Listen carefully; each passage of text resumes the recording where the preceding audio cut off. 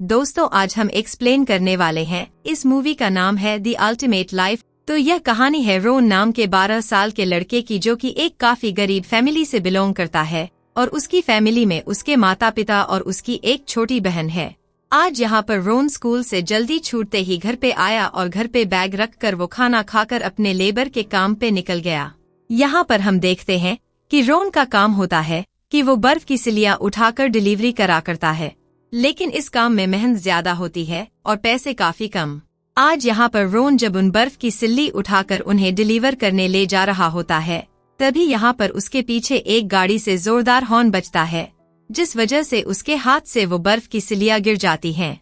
यहाँ पर हम देखते हैं कि उस कार के अंदर एक अमीर लड़का बैठा होता है और वह बार बार अपनी कार का हॉर्न बजाता है।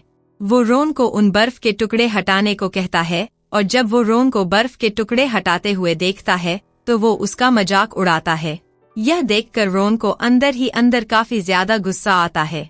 अब तभी वो झाड़ियों में पड़े हुए एक अखबार को देखता है, जिस अखबार के ऊपर एंड्रू कार्नेगी की कहानी लिखी होती है कि कैसे एक गरीब फैमिली से आया हुआ लड़का मेहनत करके आज करोड़पति बन गया। यहाँ पर रोन देखता है कि एंड्रू कार्नेगी की कहानी कुछ हद तक उससे मिलती है, क्योंकि उन दोनों ने ही बचपन में स्कूल छोड़ दिया था और एंड्रू कार्नेगी भी बचपन से काम में लग गया था और उसे भी आसपास के अमीर लड़के परेशान करते थे। लेकिन इन सब के बावजूद एंड्रू ने हार नहीं मानी और इस दुनिया में सबसे बड़ी स्टील इंडस्ट्री बनाई। उसने उस जमाने में जब $10 भी घर चलाने के लिए काफी होते थे, करोड़पति बनकर दिखाया। अब यहाँ पर एंड्रू की कहानी पढ़कर रोन मनी मन ये कसम खा लेता है कि वो अपनी जिंदगी में एक बिलियनेयर बन के रहेगा। जब रोन अपने काम से वापस घर आता है तो वह अपने पिता को अखबार दिखाता है और उनसे कहता है कि मैं भी एंड्रू कार्नेगी की तरह बिलियनेयर बनूंगा। लेकिन उसके पिता कहते हैं कि ये फालतू के सपने देखना छोड़ दे, हमें अपनी औकात देखकर ही सपने देखने चाहिए। और ठीक यही मेरे पिता ने भी मुझे समझाया था। यहाँ पर अपने पिता की यह सारी बातें सुनकर रोन कुछ नहीं कह पाता, लेकिन जब वो अपनी बीमार माँ को देखता है तब वह समझ जाता है कि वह इस तरीके से अपने पिता की तरह घुट घुट कर नहीं जीना चाहता। उसके पास इतने पैसे तक नहीं हैं कि वह अपनी माँ का इलाज करवा सके। यहाँ पर रोन को समझ आता है कि उसकी माँ के इलाज के लिए उसे बहुत सारे पैसे कमाने होंगे। वह अपनी माँ से प्रॉमिस करता है कि वह ढेर सारे पैसे कमाएगा और यह कहकर रोन घर छोड़कर चला जाता है। वह सीधा पहुँचता है स्टेशन पे, लेकिन उसके पास ट्रेन की टिकट के पैसे नहीं होते, तो वह जाकर एक मालगाड़ी में बैठ जाता है। लेकिन वहाँ पर भी स्टाफ के लोग आकर उसे पकड़ लेते हैं। अब यहाँ पर जब वो स्टाफ से भाग रहा होता है तब मालगाड़ी पर चढ़ा हुआ एक आदमी रोन की मदद करता है और उसे स्टाफ से बचा लेता है। रोन मालगाड़ी में आकर एक घास के टुकड़े पर थके होने की वजह से सो जाता है। अगली सुबह जब उसकी आँख खुलती है तब वो उसी आदमी को देखता है और वह आदमी उससे कहता है कि मेरी मंजिल आ चुकी है और अब मैं यहाँ से जा रहा हूँ। तब यहाँ पर रोन उस आदमी का शुक्रिया अदा करता है उसकी मदद करने के लिए। तब यहाँ पर यह आदमी कहता है, अगर तुम्हें मुझे शुक्रिया अदा करना है तो तुम भी किसी की मदद कर देना। और इसके बाद वो आदमी ट्रेन से कूदकर वहाँ से चला जाता है। तो इसके बाद रोन के पास भी कोई चॉइस नहीं होती, तो वो भी चलती ट्रेन से कूद जाता है और कुछ लोगों के पीछे पीछे वहाँ से चला जाता है। अब तभी वो उनके पीछे पीछे एक जगह पर जाता है जहाँ पर एक किसान कुछ लोगों को लेबर के लिए ढूंढ रहा था और यहाँ पर कई सारे लोग खड़े होते हैं। तब यहाँ पर रोन भी उनके बीच से सामने आता है और वो अपने आप को उस फार्मर को काम के लिए बेच रहा होता है। लेकिन इस फार्मर को काफी मजबूत लोगों की जरूरत थी जो कि उसके खेतों में काम कर सके और यहाँ पर वह रोन की मजबूती देखना चाहता था। लेकिन यहाँ पर एक तगड़ा सा आदमी रोन को धक्का देकर नीचे गिरा देता है, लेकिन फिर भी रोन दोबारा से खड़े होकर उस फार्मर से काम मांगता है और उसके काम करने की लगन को देखकर वो फार्मर भी उसे रखने के लिए मान जाता है। लेकिन यहाँ पर रोन को खेतों में काम करने का बिल्कुल भी अनुभव नहीं होता और वो जो लकड़ी के लॉग होते हैं वो खेतों में गड़ा रहा होता है, वो एक ही धक्के में बाहर आ रहे होते हैं। लेकिन फिर भी रोन हार नहीं मानता और दोबारा से सब चीजें सीखकर उन लकड़ियों के लॉग को दोबारा से लगाता है। और वही यहाँ पर जब बाकी लोग बीच में ब्रेक लेकर आराम कर रहे होते हैं तब भी यहाँ पर रोन अपने काम में लगा होता है। और यहाँ पर रोन की मेहनत और लगन को देखकर एक फ्रेडी नाम का लड़का आता है और वो उसे पीने के लिए पानी देता है। अब यहाँ पर जब इन दोनों की बात होती है तब रोन को पता चलता है कि जो फ्रेडी है वो असल में इस अमीर फार्मर का बेटा है, लेकिन क्योंकि अभी पूरे देश में आर्थिक मंदी चल रही होती है, इस वजह से उन्होंने काम करने के लिए दूसरों को हायर किया। और यहाँ पर फ्रेडी अपना सपना बताता है कि वो आगे जाकर अपने पिता के बिजनेस को संभालेगा और पूरे टेक्सास में सबसे नंबर 1 का बिजनेसमैन बनेगा। तब रोन भी कहता है कि वो आगे जाकर एक बिलियनर बनना चाहता है। और यहाँ पर ये दोनों ही एक दूसरे को अपने सपनों के लिए प्रेरित करते हैं और दोनों को ही पूरा भरोसा होता है कि वो दोनों ही अपना अपना सपना जरूर पूरा करेंगे।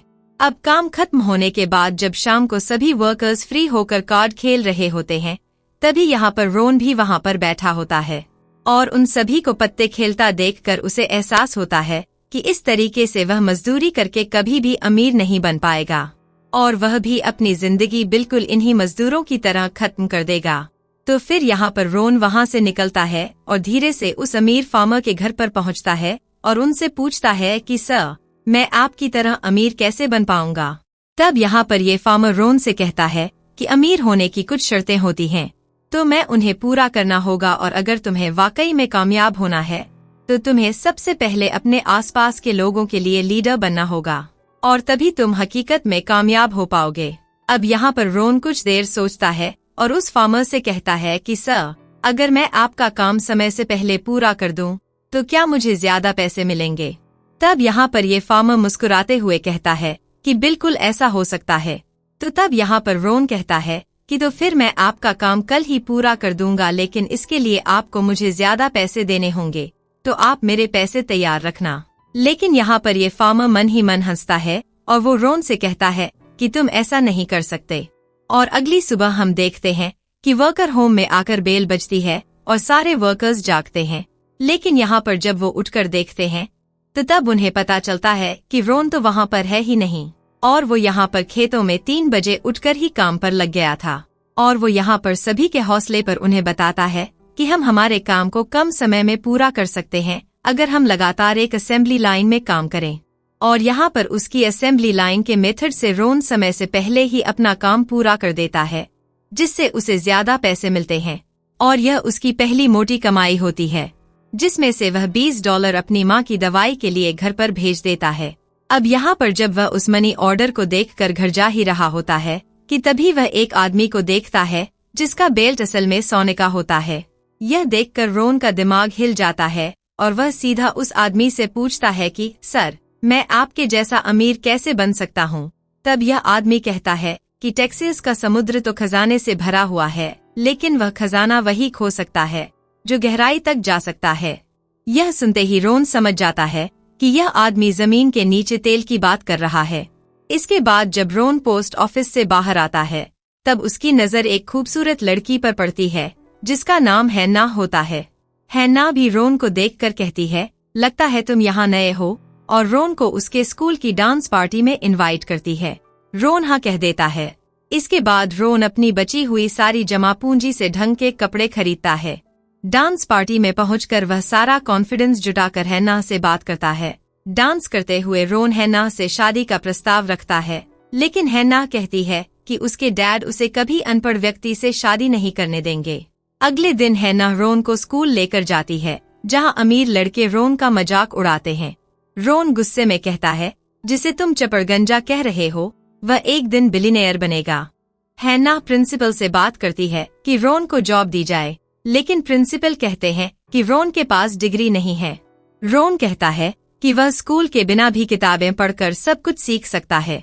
जब प्रिंसिपल रोन की परीक्षा लेने की कोशिश करते हैं तब रोन अपनी तेज बुद्धिमत्ता का प्रमाण देते हुए सभी सवालों का सही उत्तर देता है। वह यह भी बताता है कि प्रिंसिपल के हाथ में जो खुजली हो रही है उसका कारण पास रखा फाइकस एक्सेमा नामक पौधा है, जिसकी पत्तियां एलर्जेंस उत्पन्न करती हैं। हालांकि प्रिंसिपल फिर भी कहते हैं कि शिक्षा का मजबूत आधार जरूरी है। रोन गुस्से में कहता है, आप स्कूल के प्रिंसिपल हैं और अपनी पूरी पढ़ाई पूरी कर चुके हैं, लेकिन आपकी सालाना कमाई सिर्फ $130 है। यह मेरे लिए कभी भी काफी नहीं होगा, और वहाँ से चला जाता है।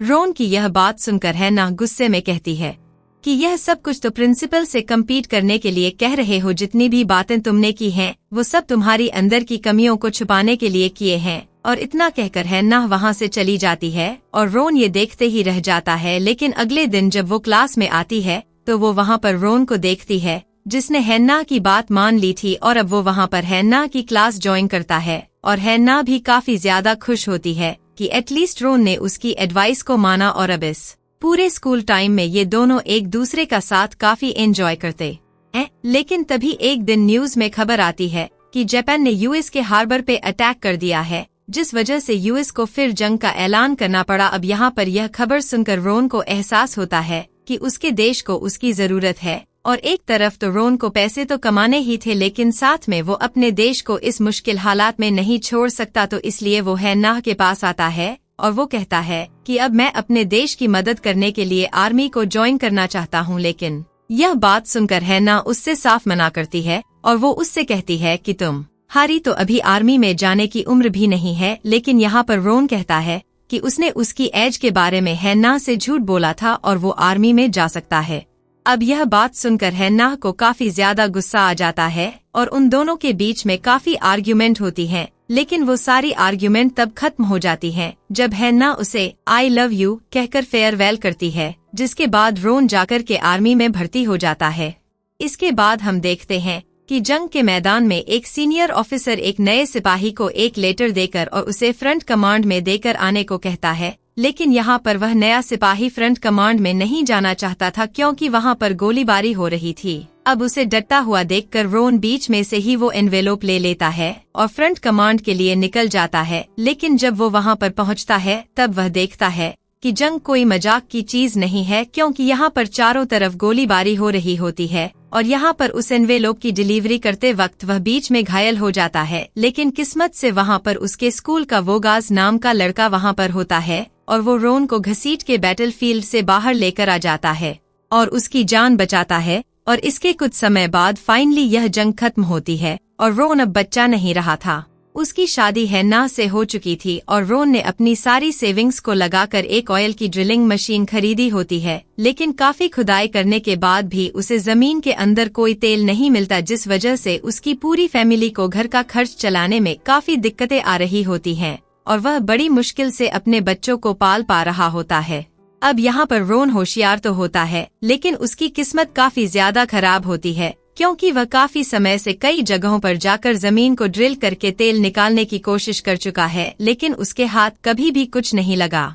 अब एक दिन जब रोन अपने बेटे के साथ खेल रहा होता है तभी उसे अपने बच्चे से एक आइडिया मिलता है कि वो वैसे भी इतनी बार ट्राई कर चुका है तो उसे एक बार अपने काम में प्रोफेशनल लोगों की मदद लेनी चाहिए। तब इस बारे में सोचकर रोन कुछ प्रोफेशनल लोगों को हायर करता है और जब यहाँ पर वो प्रोफेशनल लोग आकर उस पूरे एरिया का सर्वे करते हैं तब वहाँ पर उन्हें एक जगह मिल जाती है जहाँ पर काफी सारा तेल हो सकता है। और यहाँ पर जब वो उस जगह पर खोदते हैं तो वहाँ से सच में तेल निकल आता है और वो बताता है कि उस जमीन के अंदर लगभग 50,000 बैरल का तेल है, जिसे बेचकर वो कम से कम एक मिलियनेयर तो बन ही जाएगा। अब यहाँ से जब तेल निकलता है तब रोन की खुशी का ठिकाना नहीं होता और वह उसी हालत में अपने घर आता है और उसे पूरी तरीके से तेल में लथपथ देखकर हैन्ना उसे गले से लगा लेती है, क्योंकि वह भी समझ चुकी थी कि रोन अपने काम में कामयाब हो चुका है। लेकिन अब जब यह खबर फार्म के ओनर पर पहुँचती है तो तब वहाँ पर वो फार्म का ओनर बीच में आ जाता है और वो रोन के ऊपर केस करता है। वह कहता है कि एग्रीमेंट के हिसाब से तुमने यह जमीन सिर्फ किराए पर ली थी और तुम्हारे पास कोई भी राइट नहीं है इस जमीन के अंदर खुदाई करके तेल निकालने का। यह सुनकर रोन को काफी ज्यादा गुस्सा आ जाता है। तब वो भी सोचता है कि उसे इस केस के लिए कुछ प्रोफेशनल्स को हायर करना चाहिए और वही उसकी इस केस में मदद कर सकते हैं। तो तब यहाँ पर रोन इस शहर के बेस्ट लॉयर को हायर करता है जिसका नाम होता है वॉल्टन। और यहाँ पर कोर्ट रूम में वॉल्टन को देखकर उसका अपोजिशन का लॉयर वॉल्टन का काफी मजाक उड़ाता है, लेकिन वॉल्टन उसके ऊपर ध्यान नहीं देता। इसके बजाय वॉल्टन उसकी केस की फाइल को ऊंची आवाज में पढ़कर कहता है कि वह कितनी आसानी से इस केस को जल्दी से जीत जाएगा। और यहाँ पर जब वह उस अपोजिशन के वकील को किराए पर दी हुई जमीन के लॉस बताता है तब यहाँ पर वह अपोजिशन का वकील भी चुपचाप बेइज्जत होकर वहाँ से निकल जाता है। रोन यह देखकर कि वॉल्टन ने बिना केस लड़े ही पहले ही उसे जिता दिया, वॉल्टन से काफी खुश होकर उसे अपनी कंपनी का लीगल एडवाइजर बना देता है और उसने अब तक अपना ऑयल का एम्पायर काफी बड़ा कर लिया होता है। और अब तक रोन की नेट वर्थ कई मिलियंस ऑफ डॉलर हो चुकी थी। लेकिन जैसे जैसे रोन का बिजनेस बढ़ता जा रहा था, रोन का अपना पूरा ध्यान अपने बिजनेस के ऊपर ही होता है, जिस वजह से फिर वो अपनी फैमिली को टाइम नहीं दे पा रहा था। और अब क्योंकि उसकी फैमिली के पास काफी सारे पैसे आ चुके थे, जिस वजह से रोन के बच्चे काफी ज्यादा बिगड़ने लगे थे और वो बस रोन से पैसे मांगने के लिए ही मिला करते। लेकिन रोन को इस सब से फर्क नहीं पड़ता, वो तो बस और पैसे कमाना चाहता था ताकि वो आगे जाके पूरे देश में एज बिलियन कहला सके। लेकिन अब जैसे जैसे जमीनों से और तेल निकलता है तो तब यहाँ पर मार्केट धीरे धीरे सैचुरेट होने लगता है। तो तब यहाँ पर रोन को उस किसान की बात याद आती है कि उसे हर सिचुएशन में एक लीडर की तरह एक्ट करना होगा। और यहाँ पर जब वो देखता है कि ऑयल माइनिंग का कंपटीशन काफी ज्यादा बढ़ चुका है, तो तब वो ऑयल रिफाइनशिव जमीन से अभी क्रूड ऑयल बाहर निकाल रहा होता है और मार्केट में बेच रहा होता है। लेकिन अब कंपटीशन बढ़ने से मार्केट इतना ज्यादा सैचुरेट हो चुका था कि अब उसके प्रॉफिट्स धीरे धीरे काफी कम होते जा रहे होते हैं। तो तब यहाँ पर रोन फैसला करता है कि अब वो सिर्फ ऑयल माइनिंग का बिजनेस नहीं करेगा, अब वो इस क्रूड ऑयल को रिफाइन भी करेगा। और अब वो एक घाटे में जा रही ऑयल रिफाइनरी को ढूंढता है और उसके ओनर से उस कंपनी को खरीदने का कहता है। लेकिन यहाँ पर ये ओनर रोन का घमंडी बर्ताव देखकर उसे अपनी कंपनी नहीं देना चाहता था। तो तब यहाँ पर वॉल्टन इस मामले को संभालने की कोशिश करता है।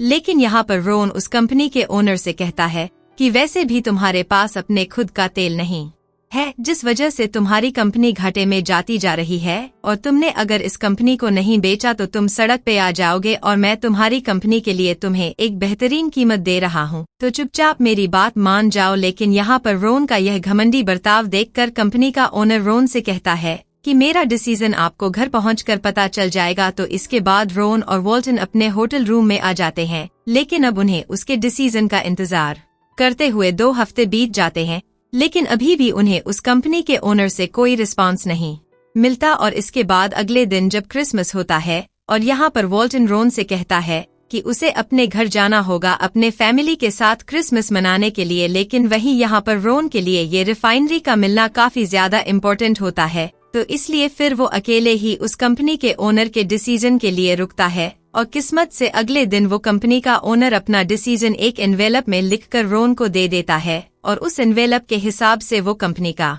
ओनर अपनी कंपनी को रोन को बेचने के लिए तैयार हो गया होता है। और जब रोन उससे पूछता है कि अगर तुम्हें अपनी कंपनी को बेचनी ही थी तो तुमने आखिर इतना समय क्यों लगाया, तो तब यहाँ पर वो कंपनी का ओनर कहता है कि मैं तो बस तुम्हारी सिंसियरिटी को चेक कर रहा था। और इसके बाद जब रोन उस ऑयल रिफाइनरी कंपनी को एक्वायर कर लेता है तो इस बात की खबर न्यूज़पेपर में आ जाती है कि अब रोन की कंपनी $1 बिलियन एम्पायर बन चुकी है। और उस न्यूज को पढ़कर उसे अपने बचपन की याद आ जाती है जब उसने पहली बार बिलियनियर बनने का सपना देखा था। और यहाँ पर रोन अपना सपना पूरा करके बहुत ही ज्यादा खुश हो जाता है। लेकिन इसके बाद जब वो अपने आसपास देखता है तब वो पाता है कि उसकी खुशी को बांटने के लिए उसके आसपास तो कोई भी नहीं है। लेकिन इसी के बाद होटल रूम में उसके लिए एक फोन आता है जो कि उसकी वाइफ की तरफ से होता है। और यहाँ पर उसकी वाइफ रोन को बताती है कि घर लौटते वक्त वॉल्टन का खतरनाक कार एक्सीडेंट हो गया है। और यहाँ पर जब रोन हॉस्पिटल में पहुँचता है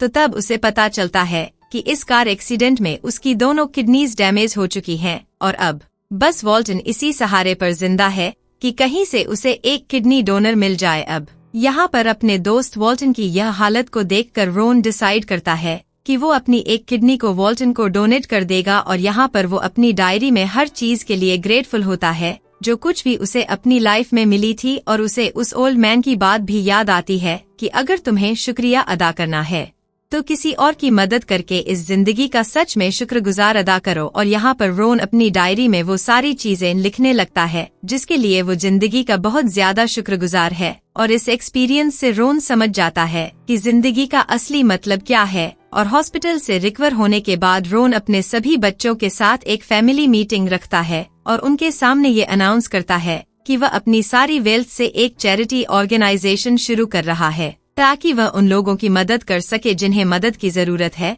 और यहाँ पर रोन अपने हर एक बच्चे को 101,000 देता है ताकि वह इस चैरिटी ऑर्गेनाइजेशन का हिस्सा बनकर सबसे पहले उनकी मदद कर सके। लेकिन इन पैसों के मिलते ही उसके सभी के सभी बच्चे आपस में बात करने लगते हैं कि इन पैसों से वह अपने लिए क्या क्या खरीदेंगे, तो तब यह देखकर रोन को काफी बुरा लगता है। लेकिन इसके बाद रोन का सबसे छोटा बेटा आकर वो $100 रोन को वापस देता है और कहता है कि डैड, इन पैसों से आप उन गरीब लोगों की मदद करना। और यह देखकर रोन काफी ज्यादा खुश होता है, क्योंकि रोन ने वो पैसे देकर उसके सभी बच्चों का टेस्ट लिया होता है। और इसके बाद रोन अपने सबसे छोटे बेटे को अपनी पूरी कंपनी का मालिक बना देता है। और लास्ट में हम देखते हैं कि यह कहानी असल में एक बिलियनियर जॉन डी रॉकफेलर की होती है, जिसे कि दुनिया किंग ऑफ ऑयल के नाम से जानती है। और इसी के साथ यह कहानी यहीं पर खत्म हो जाती है।